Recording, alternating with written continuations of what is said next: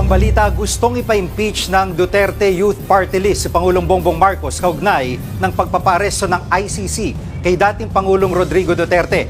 Pero bigo ang grupo na may isampa reklamo ngayong araw. Live mula sa Batasang Pambansa, nasa frontline balitang yan si Marian Enriquez.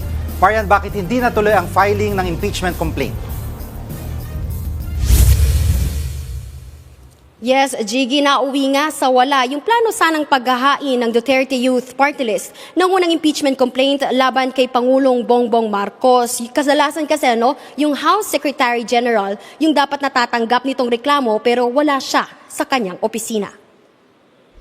Bandang alas 3 ng hapon nang pumunta nga ang grupong Duterte Youth Party List sa opisina ng House Secretary General sa pangunguna ng chairman nito na si Ronald Cardema. Sinubukan nilang maghain ng impeachment complaint laban kay Pangulong Bongbong Marcos. Dalawang grounds for impeachment ang tinukoy sa reklamo, kabilang ang culpable violation of the Constitution at betrayal of public trust. Matapos daw pahintulutan ni PBBM ang pag-aresto at pag-turnover kay dating Pangulong Rodrigo Duterte sa International Criminal Court o ICC, kaugnay ng kinaharap niyang kasong crimes against humanity.